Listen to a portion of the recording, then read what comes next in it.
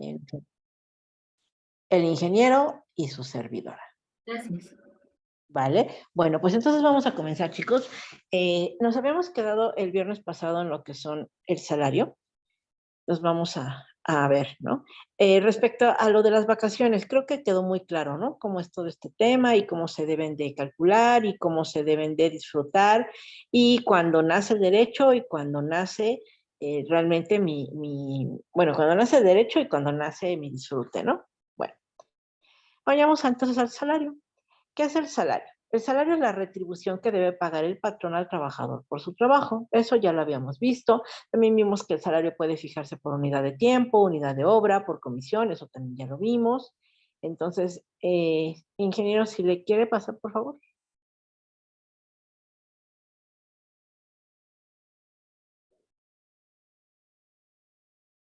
Un poquito más, por favor. Nos quedamos ahí en el 85. Ahí, en el 85, por favor, gracias. No, 85. Se fue hasta el 873. En el 85, por favor. 85, por favor. 885.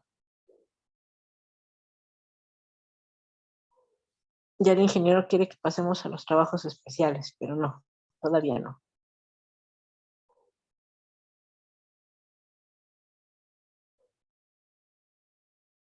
85, por favor. Ok, ahí está. Muchas gracias.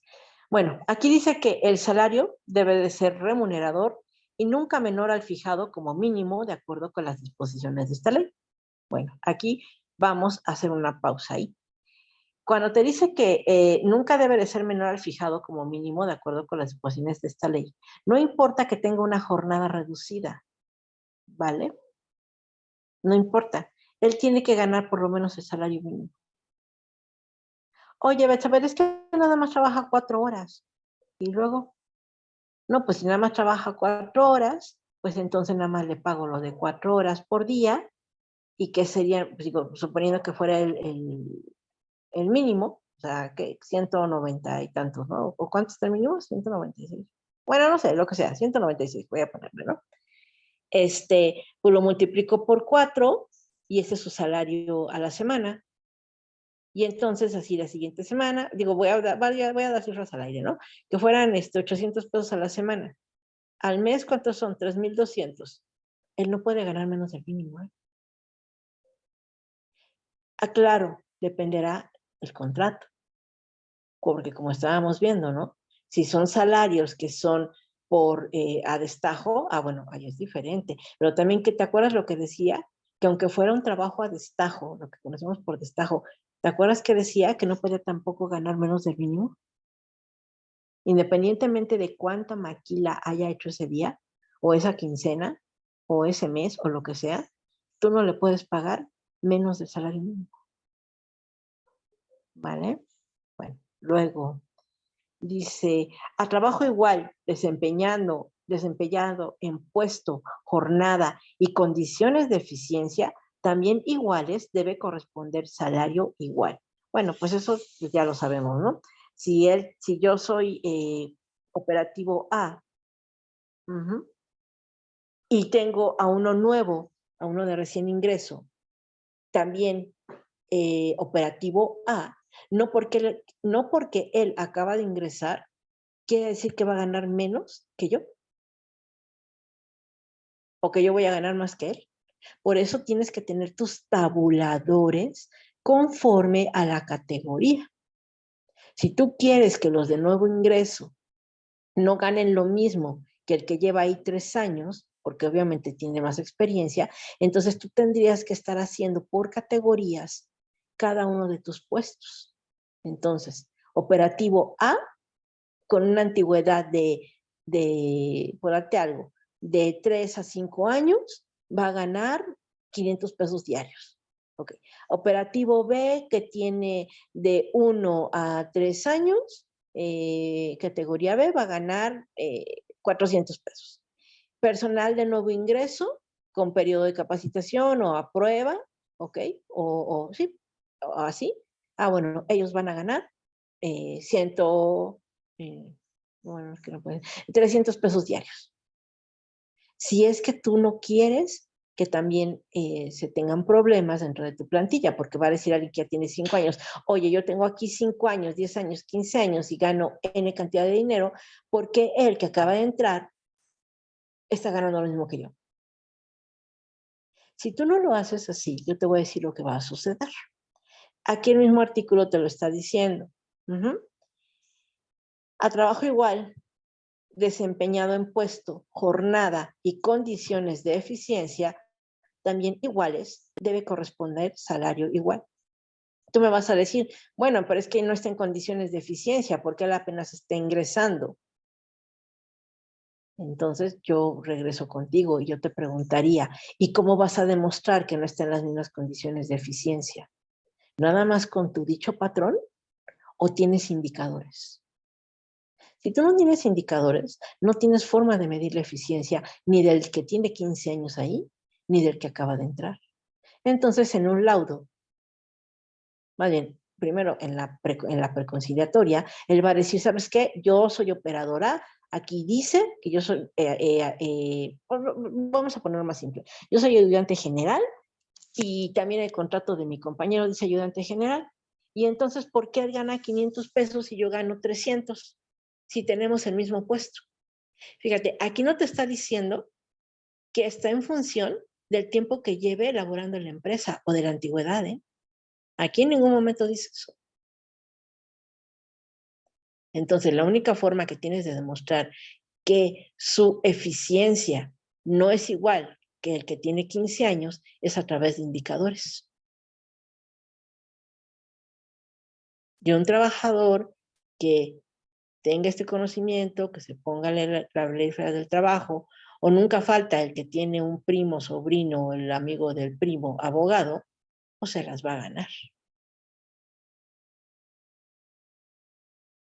¿Te habían puesto a analizar esto?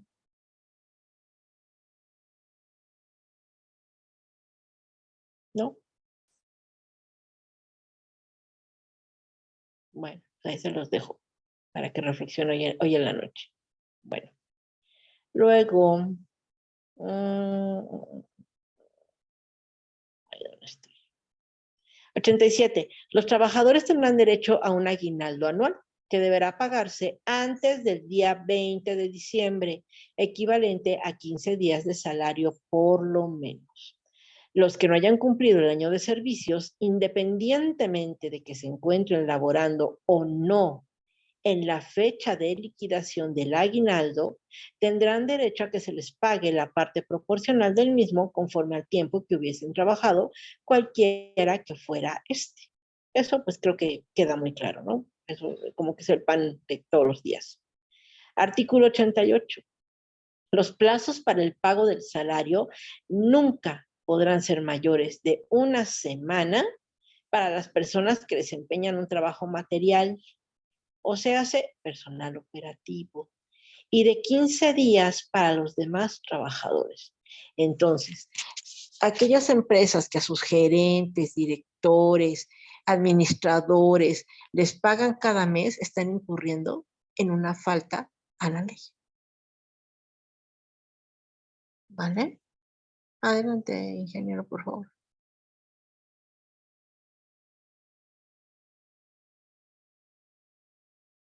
Ok. Para determinar el monto de las indemnizaciones que deban pagarse a los trabajadores, se tomará como base el salario correspondiente al día en que nazca el derecho a la indemnización, incluyendo en él la cuota diaria y la parte proporcional de las prestaciones mencionadas en el artículo 84.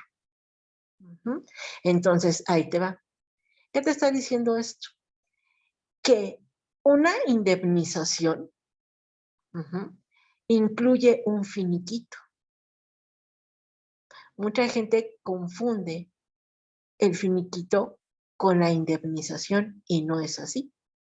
Un finiquito es aquel que le vas a dar partes proporcionales, así que lo que dice aquí, a la parte proporcional de las prestaciones mencionadas en el artículo 84. que era pues, su aguinaldo, sus vacaciones, su prima vacacional y obviamente pues todos los salarios devengados hasta el momento de la separación de ese trabajador, ya sea que, bueno, como aquí dice indemnización, es una rescisión de contrato. Las indemnizaciones solamente se dan en los casos de rescisiones de contrato, no en el caso de terminación de contrato, o en el caso de suspensión de la relación laboral, por lo que sea, no, ni por renuncia voluntaria. Las indemnizaciones única y exclusivamente derivan de una rescisión de contrato, ya sea justificada o injustificada por cualquiera de las dos partes. ¿Vale? Bueno, luego, en los casos de salario por unidad de obra y en general cuando la retribución sea variable, ok, tengo un trabajador que ya me rescindió el contrato o yo se lo rescindí, por la causal que tú quieras. Pero era un trabajador que tenía salario variable, ok, ¿cómo le voy a hacer para indemnizarlo o para finiquitarlo? Ok, aquí viene la reglita. Se tomará como salario diario el promedio de las percepciones obtenidas en los 30 días efectivamente trabajados antes del nacimiento del derecho. Si en ese lapso hubiese habido aumento en el salario, se tomará como base el promedio de las percepciones obtenidas por el trabajador a partir de la fecha del aumento.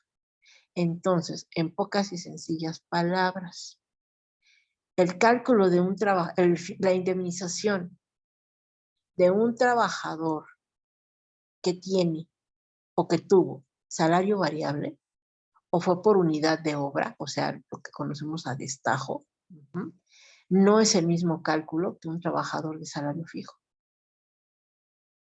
No es igual. Por eso lo vuelvo, insisto. Si tú no lo calculas conforme lo marca la Ley Federal del Trabajo, este trabajador te va a pedir y te va a exigir que le des la diferencia. Y si se van a conciliación, pues obviamente él ya va a llevar su cálculo. Y también, si se van al laudo, pues va a estar peor. ¿Por qué? Porque ahí el tribunal le va a exigir al abogado laborista que le presente los cálculos a los cuales el trabajador tiene derecho. Pues quiero hacer esta pregunta. Ustedes que han finiquitado, han liquidado, ¿sí están haciéndolo conforme al artículo 89? ¿O agarran parejo?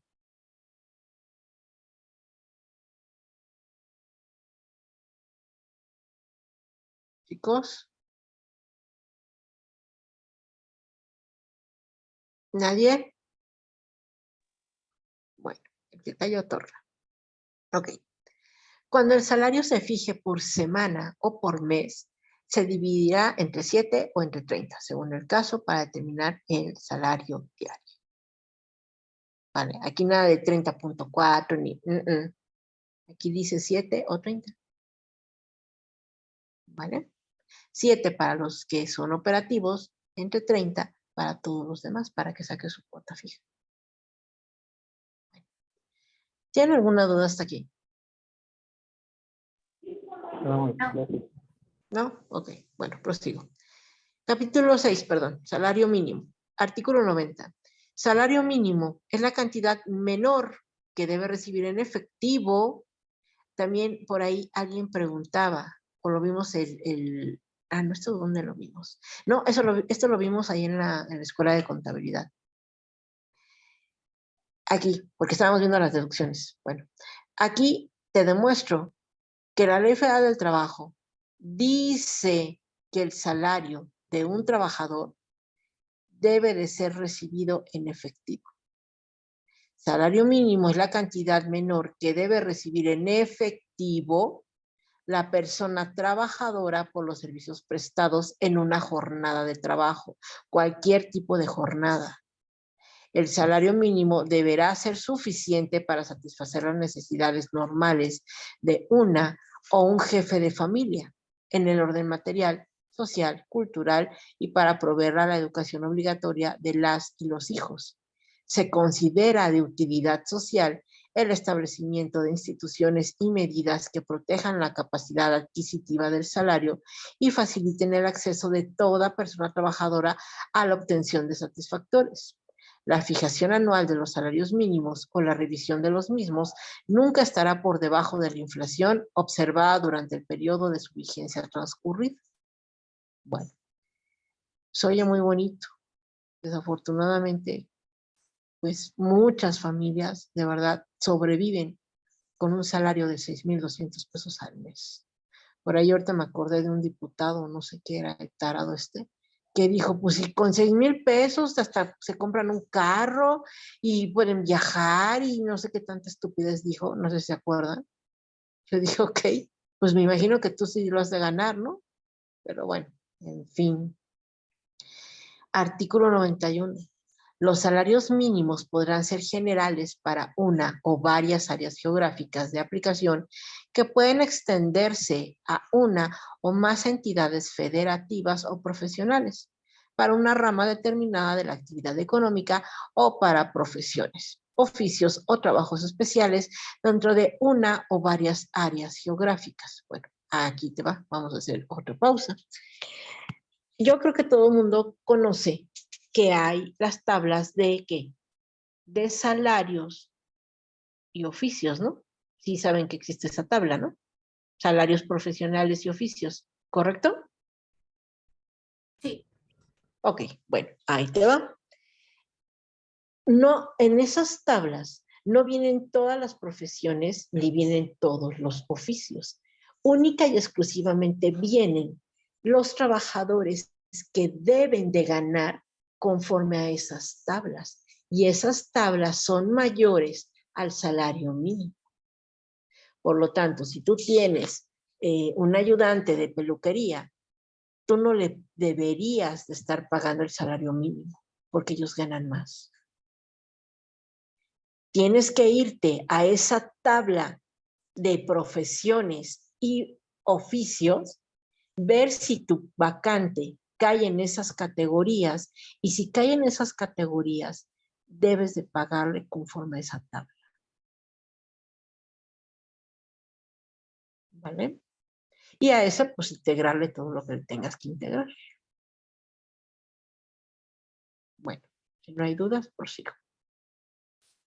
Luego, artículo 92. Los salarios mínimos generales regirán para todos los trabajadores del área o áreas geográficas de aplicación que se determinen, independientemente de las ramas de la actividad económica, profesiones, oficios o trabajos especiales. Artículo 93. Los salarios mínimos profesionales regirán para todos los trabajadores de las ramas de actividad económica, profesiones, oficios o trabajos especiales que se determinen dentro de una o varias áreas geográficas de aplicación. Entonces, si tú tienes un trabajador que sí aparece en esta tabla o en estas ramas, le estás pagando de menos y en un laudo, si es un abogado que obviamente conoce la ley, le va a decir a tu patrón que le faltó pagarle dinero y se los va a pedir en retroactivo. Con su consiguiente, ahí se me fue la palabra, corrección ante el Seguro Social porque también estuvo cotizando con menos. Ojo, el hecho de que ganes o pierdas el laudo laboralmente hablando, no le impide al trabajador posteriormente voltear con el Seguro Social para reclamar lo que no le fue integrado o el salario que le faltó por pagarse. Te lo dejo como reflexión y no lo digo yo, lo dice el artículo del 90 al 93 que estamos leyendo ahorita. Te invito a que revises tus tablas de vacantes para que sepas si tu trabajador está cayendo en este supuesto. ¿Tienen alguna duda? ¿No? Yo. Adelante, adelante. ¿Cómo se llama la tabla que comentas, perdón? Aquí dice, es la... ¿Dónde estás? ¿Dónde estás? Son salarios, es que es una tabla, se llama salarios mínimos profesionales y de oficio, y oficio, creo que se llama así. Esa la googleas y ahí te aparece la tabla. Cada año también obviamente se va actualizando, porque también las actualizan conforme a la inflación. Ok, muchísimas gracias. ¿De qué? Bueno, ya los puse a pensar, ¿verdad? Muy bien, bueno. Luego dice, los salarios mínimos se fijarán por una comisión nacional integrada por representantes de los trabajadores, de los patrones y del gobierno, la cual podrá auxiliarse de las comisiones especiales de carácter consultivo que considere indispensables para el mejor desempeño de sus funciones. ¿Okay? Pero ojo, una cosa es que hay una comisión, pero acá arriba que decía que no podía estar por debajo de ¿qué? De la inflación. O sea, tienen que tomar en cuenta ese factor, esta comisión. Artículo 95. La Comisión Nacional de los Salarios Mínimos y las comisiones consultivas se integrarán en forma tripartita de acuerdo a lo establecido en el capítulo 2 del título 13 de esta ley. Bueno, eso lo vamos a ver más adelante. Si quiere pasarlo, ingeniero, por favor. Artículo 96.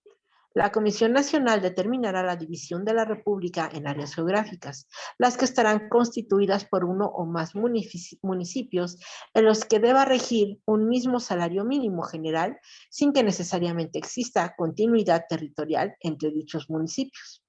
Por eso es que, bueno, ahorita sabemos que nada más tenemos dos, antes eran tres, no sé si se acuerden, pero antes eran tres. Ahora nada más son dos, la región fronteriza y el resto de la República. Artículo 97. Los salarios mínimos no podrán ser objeto de compensación, descuento o reducción, salvo en los siguientes casos. O sea, no es nada más porque yo te digo, llegaste tarde y no te pago el día. O sabes qué, llegaste tarde y te voy a poner la supersanción de un día de tu sueldo. ¿No les ha tocado ver eso? Ah, pues como llegaste tarde, entonces te voy a poner una multa de 50 pesos. Bueno, pues síganlo haciendo. Ah, bueno, como llegaste tarde, pues ahora te voy a reducir el sueldo. Bueno, síguelo haciendo. 1. ¿En qué casos es únicamente cuando yo le puedo quitar al trabajador, descontarle, reducirle o compensar? Bueno, la compensación aquí no. O sea, cuando habla de compensación, quiere decir que en vez de pagarte con moneda corriente, te voy a pagar con billetes de la lotería Mi Alegría. No. Ah, es que te va a pagar con unos lonchibonos. No, no, no, no. Escúchame, salario mínimo o salario arriba del mínimo, no podrás pagárselo con vales de despensa. Los vales de despensa son previsión social. O sea, en pocas y sencillas palabras, aquellas empresas que complementan el salario del trabajador con previsión social están cayendo e incurriendo en un acto ilegal. ¿Vale? Bueno. Luego, bueno, quiero poner este ejemplo. Es que te voy a pagar el mínimo, pero el resto te lo va a pagar con vales de despensa, con vales de gasolina, con vales para que vayas a comprar útiles a tus hijos, o vales de restaurantes, o lo que se te vaya ocurriendo. No. Y te voy a decir por qué. ¿Cómo se da cuenta la autoridad? Muy sencillo. A ver, ustedes son administradores o contadores, cualquiera de los dos. Y imagínate que eres un experto fiscalista, que seguramente lo eres. O eres un experto en recurso humano, que seguramente lo eres. ¿En cuánto está pagado un experto fiscalista o de recurso humano en el mercado laboral. La voy a dejar barata, baratísima, en 15,000 pesos. Y 15,000 pesos más prestaciones, ¿no? Oye, ¿y tú por qué ganas el mínimo que en el mercado laboral tú te podrías vender, en buen sentido, en 15,000 pesos?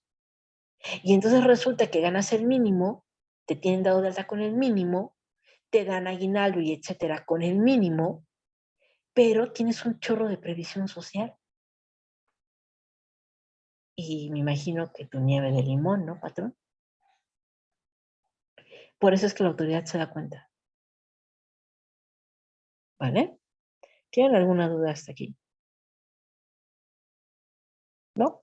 Bueno, No, pues, ok, prosigo. Ay, a ver. El derecho a percibir el salario. Ah, no es cierto, miento. Perdón, disculpen. Dos. No es cierto, uno. Uno.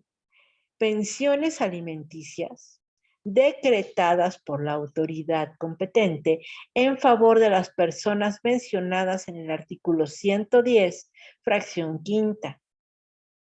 Ojo, es que fíjate que llegó Betsabé y entonces fue a armar un relajo a recursos humanos, al trabajo de su marido y le dijo, pues yo soy aquella y yo necesito que a mí me pase mi marido una pensión y entonces yo quiero que usted, señorita de recursos humanos, Yelena, sí, Yelena, a mí me dé la mitad del sueldo de mi marido. No, es que aquí traigo a todos mis chilpayates y están chillando porque mi marido no me ha dado mi gasto. Y entonces, pues ellos también tienen derecho. Sí, claro, por supuesto. Pero tú, recursos humanos, no lo determinas. Lo tiene que determinar una sentencia de pensión alimenticia. Ojo, fíjate lo que te estoy diciendo. No convenios entre ellos. De que, ay, pues mire, señorita Yelena, llega mi marido, ¿no? Señorita Yelena, es que yo ya llegué a un acuerdo con Betsabé y ya aquí en corto, pues ya arreglamos que lo voy a pasar el 20% de mi sueldo. Entonces, pues a mí págueme el 80 y a ella, pues cuando venga, denle el 20. No, no convenios. Tiene que llegar una sentencia de un juez donde expresamente diga y fundamentado en los artículos que tengan que ser, ajá, que al señor se le va a quitar el 10% de su salario como pensión alimenticia para Betsabé. No me entregues ni un solo quinto, ni un solo 20 a la concubina, concubinario, esposo, esposa, padres, hijos, si no hay una sentencia, por favor. ¿Vale? Porque también el artículo 110 te dice únicamente quiénes son los beneficiarios de las pensiones alimenticias. No son los hermanos, no son los sobrinos, no son los cuñados. ¿Vale?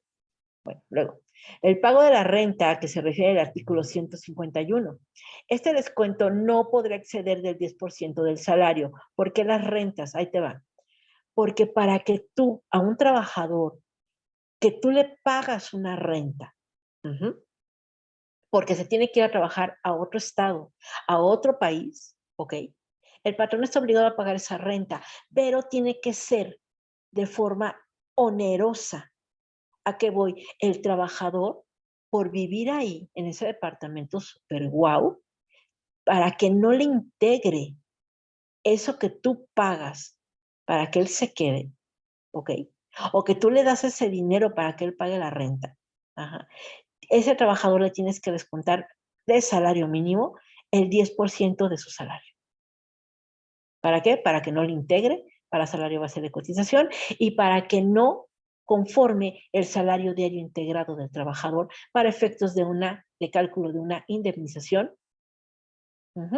Y sobre todo para que no le pegue como ingreso acumulable cuando tú hagas la determinación de cada quincena o cada semana cuánto tienes que retenerle de impuestos sobre la renta. ¿Vale? 3.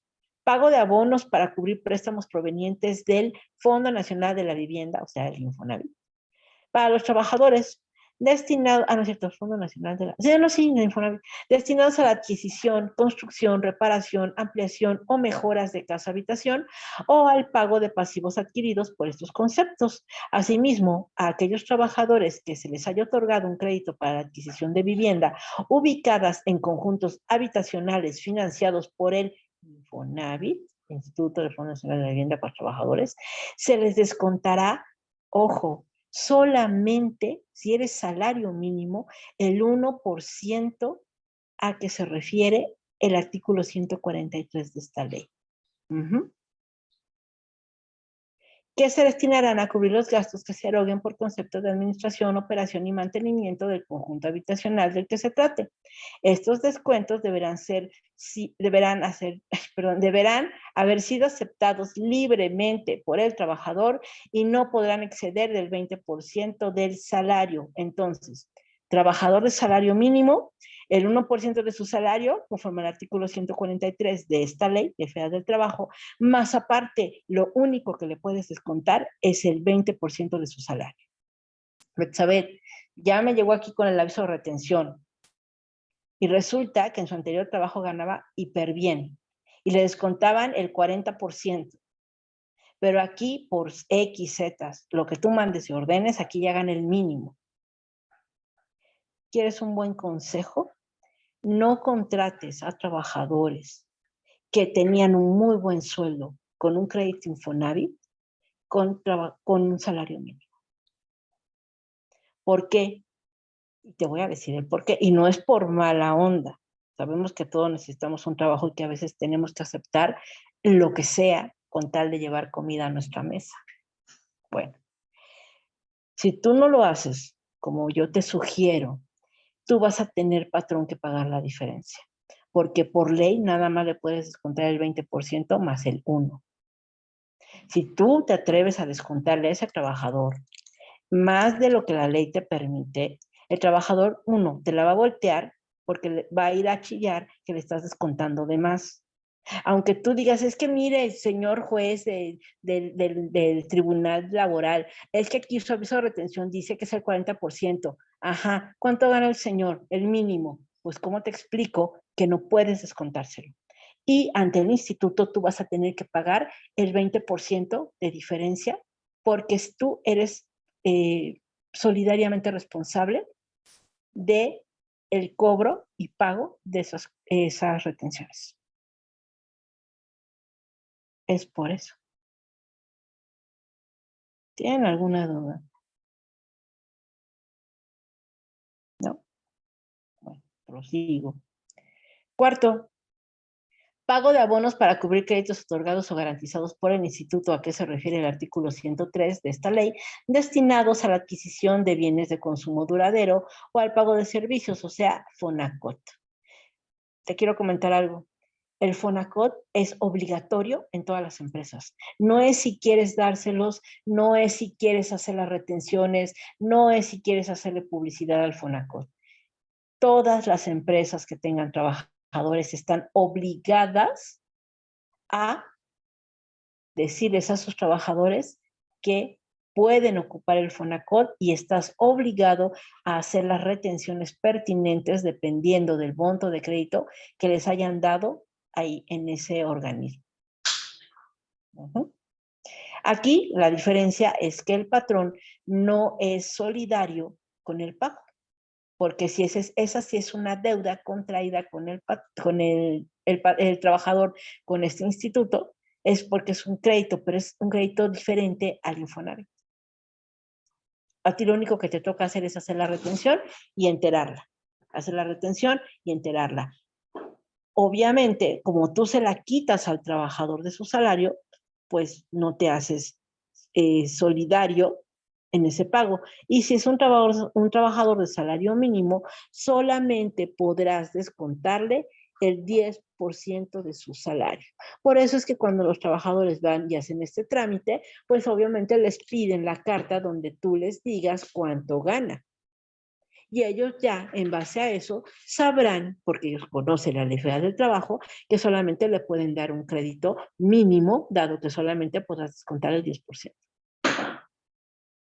¿Tienen alguna duda? Me hizo una pregunta, pero No. esta decisión de tomar un crédito del Fonacot es directamente el trabajador tiene que hacer su solicitud.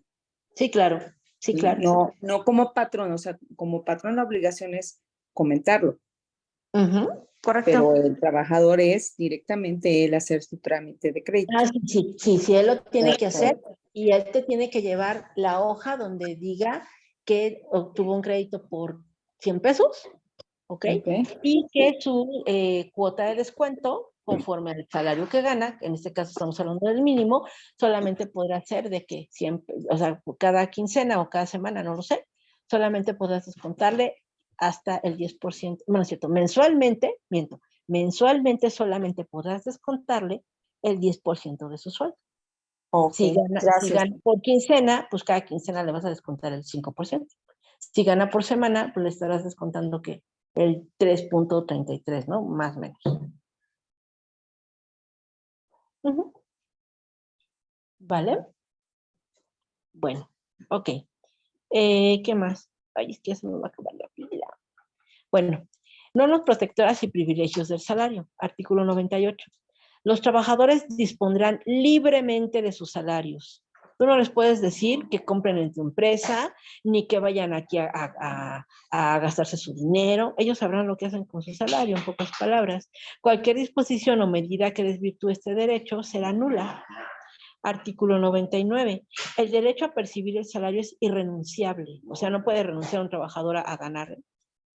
¿Y por qué? Ahí te va. Porque muchos chaparritos y chaparritas te dicen, ¿sabe qué? Me fincaron una pensión alimenticia. Y yo, la verdad, yo no le quiero dar nada a esta mujer o a este hombre. ¿Ok? Entonces, no quiero que me pague. Démelo en efectivo. No me timbre nómina. Es más, no, o sea, vamos, vía nómina, o sea, vía timbrado, no me timbre nada. Y démelo en efectivo. Aguas van a estar haciendo favores, ¿eh? Porque acuérdate, cuando hay una sentencia, el juez te va a hacerla cumplir, ¿eh? Y tú como patrón te vas a meter en un problemón, pero de verdad problemón, ¿eh? Entonces yo te sugiero que no hagas favores. Luego, lo que es igualmente el derecho a percibir los salarios devengados. Pues sí, pues si ya los trabajé, pues me los pagas, ¿no? Artículo 100. El salario se pagará directamente al trabajador. Solo en los casos en que éste esté imposibilitado para efectuar personalmente el cobro, el pago se hará a la persona que designe como apoderado mediante carta poder suscrita por 2 testigos. O sea, puede ser una carta poder simple. Ahí de la papelería, ¿no? Pero precisamente por eso conlleva la parte del contrato. Ya hoy aprendimos que el salario se tiene que pagar en efectivo, pero el contrato debe tener la cláusula, el trabajador acepta por libre voluntad que su quincena, más bien que su pago sea a través de transferencia electrónica a la cuenta que el trabajador en estos momentos designa, que es la que sea, la cuenta clave del banco tal, etcétera. Pero tiene que ser una cláusula donde él acepta que el pago se lo pueden hacer por transferencia, por cheque o en efectivo, dependiendo de las condiciones del patrón. Si el trabajador no te firma esto, él va a ir a decir que nunca te lo firmó y posiblemente pues te puede llegar ahí alguna notificación que vayas y expliques por qué le estás quitando al trabajador el derecho de que le pagues en efectivo. ¿Sale? Bueno. ¿Y es una carta común, Miss? Sí, si tú acostumbras a pagar a tus trabajadores en efectivo y él está incapacitado por cualquiera, sea de trabajo o no de trabajo, tiene que ser una carta poder simple, así, con la firma de 2 testigos y obviamente pues la firma también pues de quien otorga el poder, ¿no? En este caso el trabajador o la trabajadora, 2 testigos, las credenciales de todos y obviamente yo lo que te puedo sugerir es que pues le llames al trabajador y le digas, oiga, si es cierto que usted no sé qué, sí, yo le doy el poder a mi esposa, a mi esposo, a mi concubina, mi hijo, obviamente mayor de edad. Sí, sí, yo estoy de acuerdo. Ok, entonces no sea malito. Bueno, yo te voy a dar este mal consejo, ¿eh? No seas malito o malita. Mándame un WhatsApp, por favor, donde estás solicitando, más bien corroborando que sí le estás otorgando. Missy, en el caso cuando son por transferencias, ¿ahí qué sucede? Y tiene que ser a la cuenta del trabajador.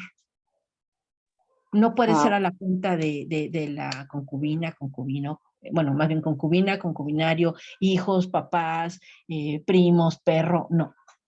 Tiene que ser a la cuenta del trabajador porque precisamente pues le estás depositando vía transferencia.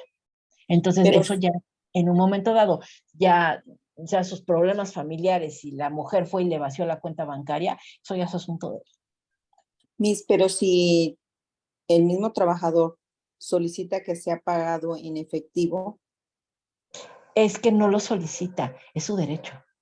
no, así, o sea, es por derecho, pero si la empresa le ha pagado siempre vía transferencia y por una incapacidad o X o Y, Z, bueno, no incapacidad, sino... No, no, yo te sugiero que no. Si toda la vida, desde que él te firmó el contrato, él estaba aceptando que el pago fuera por transferencia, yo te sugiero que se lo sigas haciendo. Es que, no, pues es que en efectivo, porque perdí la tarjeta y que no sé qué, y que no sé, porque también eso puede suceder. ¿Sabe qué? Es que perdí la tarjeta. Entonces, pues si usted me transfiere, pues yo me quedo sin comer pues, 3 días en lo que me arreglan mi tarjeta. Bueno, serían casos excepcionales y él sí tendría que firmar, o sea, ya tendría que firmarte, sí, tendría que hacerte una petición por escrito y firmada con 2 testigos también de tu empresa, que él está solicitando que por un asunto extraordinario, así que tal cual lo tiene que poner, se me extravió mi tarjeta, por lo tanto solicito que se me otorgue el pago de esta quincena en efectivo. Ah, bueno, pero entonces sí tiene que hacerte el escrito, ¿eh? ¿Quieres un mal consejo? Hazle un cheque. Ok, Miss. A nombre del trabajador. Sí, yo te sugiero que sí, porque mi frase de toda la historia y toda mi vida, todos somos amiguitos hasta que me tocan mis intereses. Tú como no sabes que, bueno, ojalá no, ¿verdad? Pero que es un trabajador así como que mañosín, y ya se la sabe. Entonces dice, pues me lo das en efectivo, pues yo, pues aquí te firmo un recibito simple de que pues recibí en efectivo, ¿no? Pues yo lo que te puedo comentar al respecto es que él puede aducir que lo obligaste a firmar, que le diste dinero y no le entregaste nada. Perfecto, Miss, gracias. En cambio, si es un cheque, y también aprendimos, bueno, no sé quién esté en la escuela de contabilidad, aprendimos, bajo ley del impuesto sobre la renta, que todo cheque expedido debe de ir con abono para cuenta del beneficiario.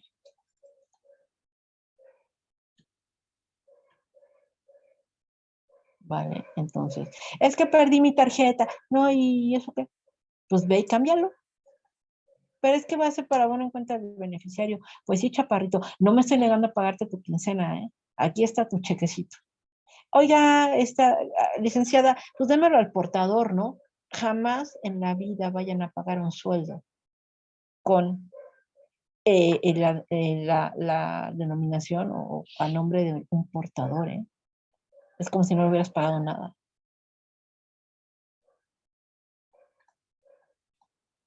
¿Vale? Es más, no, por favor, licenciada, es que mire que le estoy explicando que perdí mi tarjeta y si lo pongo para abono en cuenta, pues entonces sale la misma porque no voy a poder sacar y está bien. No te va a poner para abono en cuenta, pero ¿qué te crees? Cuando él vaya y lo cobre, ahí se va a ver, pues que ya fue cobrado. ¿Sale?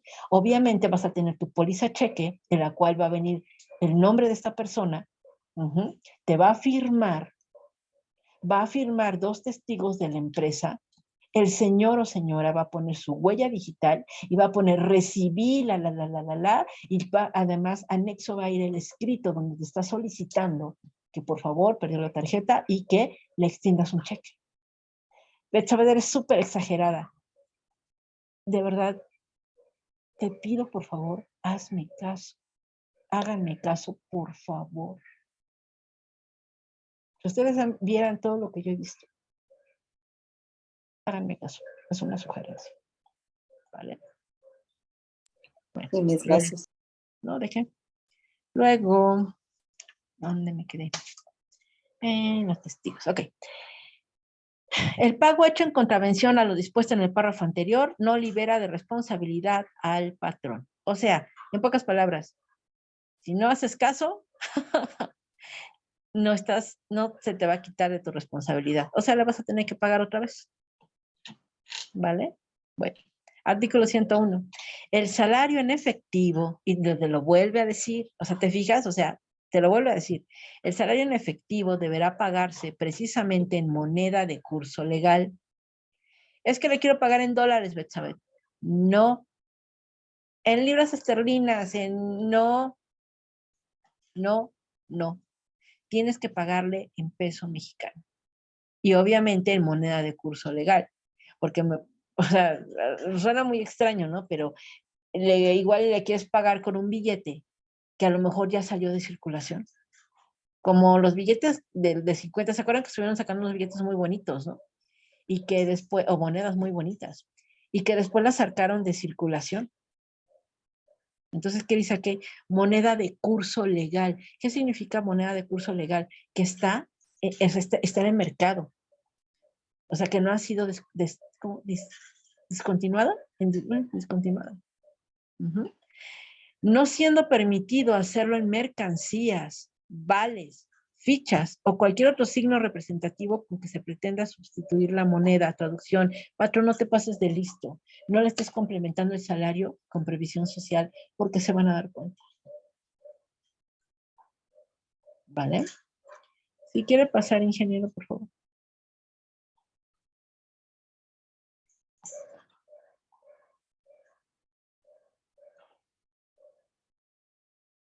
Ingeniero, si quiere pasar la siguiente, por favor. Ok, gracias. Previo consentimiento del trabajador, el pago del salario podrá, no dice deberá, podrá efectuarse por medio de depósito en cuenta bancaria, tarjeta de débito, transferencias o cualquier otro método, otro medio electrónico. ¿Pero qué dice aquí? Previo consentimiento del trabajador. No lo puedes obligar, ¿eh? Es que para mí es mucho más cómodo nada más hacer el SPAY. Y además ya le dije a este chaparrito, si tú no vas y tramitas la tarjeta del banco, no te voy a pagar tu salario. Ándale pues, hazlo. Y ya le dije que nada más tiene 3 días y que si no, le voy a rescindir el contrato. Hazlo. Y además ya le dije que tiene que ser de mi banca electrónica, ¿eh? Si él tiene otra cuenta bancaria, a mí no me importa, yo lo quiero de la mía. Hazlo. Y nos vemos en el tribunal. Los gastos o costos que originen estos medios alternativos de pago serán cubiertos por el patrón. Traducción: comisiones bancarias. Es que, ¿sabes? Yo por eso le digo que tiene que ser una tarjeta de nómina y de mi cuenta madre, para que yo no tenga que estar pagando comisiones bancarias por él. Oblígalo y nos vemos en el centro de conciliación. Por eso tiene que ser un convenio de voluntades, donde tú le tienes que facilitar de verdad todos los elementos a este trabajador para que él pueda abrir una cuenta. Ahora sí que literalmente él te está haciendo el favor a ti. Porque si yo llego con una tarjeta de Bancomer de ahorro y te digo a ti, Mara, por ejemplo, oye, Mara, es que no, yo no quiero que me abras otra cuenta, yo tengo mi cuenta de toda la vida. Y Mara accede, ok, el trabajador, al ser ya un pago de nómina, no ser una cuenta de, aunque es una cuenta de ahorro, pero para él está cayendo su nómina, pues él saca todo el dinero. Pero pues como muchos trabajadores no conocen las políticas del banco donde dice que tiene que tener un saldo mínimo promedio mensual, si no le empiezan a cobrar comisiones, pues ni siquiera leemos los contratos de los bancos, y muy mal hecho. Las letras súper chiquititas. Entonces, cuando llega su estado de cuenta, resulta que tiene comisiones porque no guardó el saldo promedio mínimo y le cobraron 300 pesos de comisión. El trabajador va a ir contigo y te va a decir, ¿sabes qué? Me faltan 300 pesos. Y tú le vas a decir, no, pues es que ese es tu problema, esas son comisiones del banco. Artículo que te dije, 101, ¿verdad? Los gastos o costos que originen estos medios alternativos de pago serán cubiertos por el patrón. Ahí está. En todos los casos, el trabajador deberá tener acceso a la información detallada de los conceptos y deducciones de pago. Los recibos de pago deberán entregarse al trabajador en forma impresa o por cualquier otro medio, sin perjuicio de que el patrón lo debe entregar en documento impreso cuando el trabajador así lo requiera. Traducción. El CFDI de nómina. Vienen percepciones y vienen deducciones con sus respectivas claves, ¿verdad? Bueno, eso, y eres administrador o contador, no te causa mayor problema. Conoces lo que estoy hablando. Pero dice que se lo debes de entregar al trabajador en forma impresa o por cualquier otro medio. Te voy a dar un mal consejo o un buen consejo, como tú quieras verlo. En un laudo te van a pedir que exhibas los CFDIs firmados del trabajador para que tú puedas demostrar que sí le pagaste. Porque sí los piden, ¿eh? Entonces, Betsabé, pero es que la ley del impuesto sobre la renta dice que para que sea deducible yo lo emito y está timbrado. Y, ajá, ley del impuesto sobre la renta. Betsabé, ley federal del trabajo me dice que debo de entregárselo al trabajador en forma impresa, pero nunca dice que firmado y que, insisto nuevamente, tiene que firmártelo el trabajador y debes de guardar esos CFDIs de nómina por lo menos durante 5 años.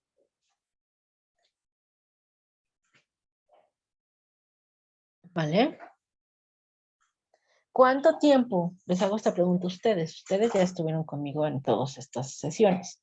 ¿Cuánto tiempo tiene un trabajador para que prescriba su derecho de ir a chillar al centro de conciliación? Después de que, a lo mejor, voy a poner este ejemplo muy en específico, te firmó el finiquito, renunció voluntariamente y firmó el finiquito, pero a la mera hora se dio cuenta que no debió de haber sido así y te va a ir a demandar, porque está en su derecho, ¿eh? Betsabe, ya me firmó el finiquito. ¿Y lo ratificaste? No. Él sigue teniendo su derecho. Pregunta para todos ustedes, ¿cuándo prescribe su derecho? ¿Se acuerdan? ¿No? 2 meses, Miss. Sí, correcto. Ok. 2 meses. El trabajador tiene 2 meses para irse a asesorar, porque a lo mejor fue un momento de euforia, pero tiene 2 meses para que prescriba su derecho. Entonces, un día, si tú estás cantando victoria, que, jejeje, Betsabe ya no ha venido, ya es el día 29, pues que te crees que el 30 te va a llegar el citatorio. El día 30. Por ahí les hice llegar en el grupo un citatorio real que se tiene que presentar un patrón el próximo jueves. Me llegó la notificación del centro de conciliación. Y jura, y de verdad, ni me incluyo, jurábamos que este fulano no iba a regresar. Y oh, sorpresa. Y justamente llegó 2 días antes de que prescribiera su derecho. Y el tipo es un, digo, ay, perdón que lo diga así, pero este personaje es nefasto, ¿eh? Se quedó con dinero, o sea, muchas cosas. Y tuvo el descaro de ir al centro de conciliación. Por eso, de verdad, lo que yo te platico, compañero, compañera, ojalá tomes mi mucha o poca experiencia para ti. ¿Vale? Bueno. Ok, chicos, pues vamos a dejarle hasta aquí, si les parece bien, ya para irnos a descansar. Hasta este momento, ¿tienen alguna duda? ¿Algún comentario que quieran hacer? ¿No? No, ¿Todo? muchas gracias. Ok, vale, chicos. Bueno, pues les agradezco mucho su presencia y espero ya poder tener internet el lunes para poder seguir con la escuela de contabilidad. En caso, chicos, de que no tenga internet, me va a dar muchísima pena, no es mala onda, pero sí lo voy a tener que posponer hasta que yo pueda tener internet, porque sí es complicado no poder hacerles los cálculos en la hoja de Excel para que ustedes los vean. Digo, podemos ver teoría y el ingeniero me apoya con eso, pero ya ven que a esa hora entre semana sí se está complicando muchísimo el internet, sobre todo porque pues, él también lo está proyectando a través de su celular, ¿vale? Entonces voy a hacer lo posible para ya el lunes tener internet y si no, tendremos que posponer hasta que yo tenga el internet aquí en la casa, que espero sea lo más pronto posible. ¿Vale? Ok, chicos, bueno, pues les agradezco mucho que tengan un bonito fin de semana y cuídense mucho, por favor. Gracias, Miss. Buenas noches. Gracias. Gracias. Bye. Bye.